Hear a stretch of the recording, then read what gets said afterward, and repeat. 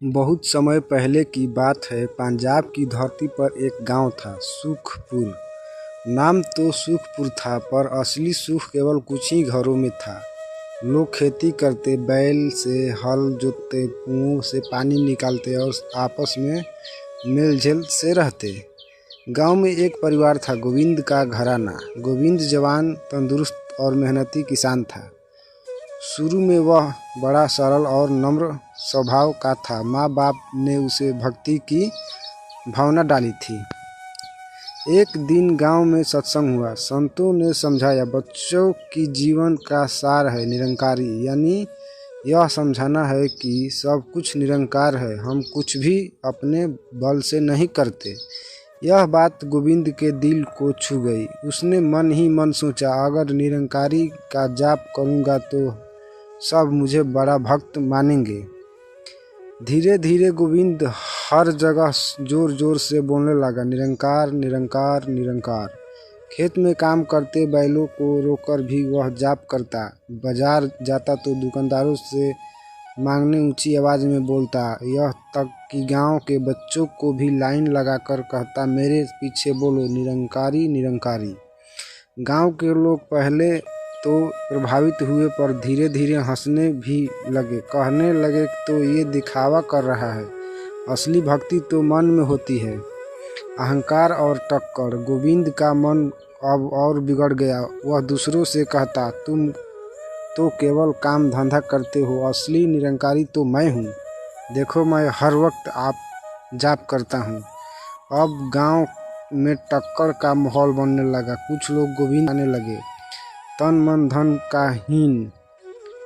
तन शरीर दिन रात जोर से जाप करते से उसकी सेहत गिरने लगी। नींद उड़ गई, सिर में दर्द रहने लगा। खाना पानी भी गड़बड़ा गया।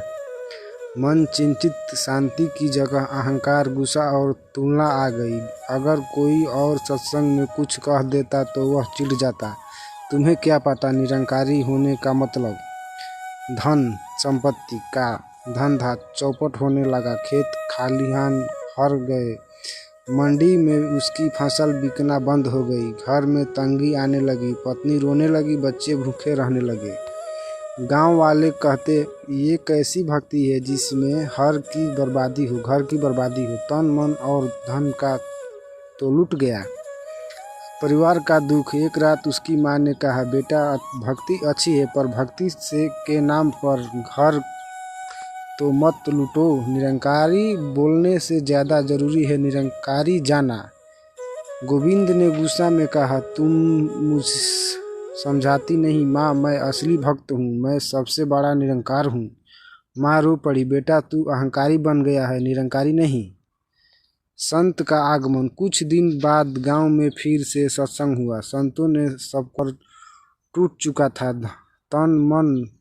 तन थका, मन व्याकुल और धन पहले ही बर्बाद हो गया था। संत ने मुस्कुराकर कहा, बच्चे, निरंकारी बोलना गलत नहीं है, पर निरंकारी जीना ही असली भक्ति है। यदि जुबान पर जाप हो और दिल में अहंकार हो तो वह केवल दिखावा है। तन से सेवा करो, मन से नम्रता लगाओ, धन से सही जगह लगाओ।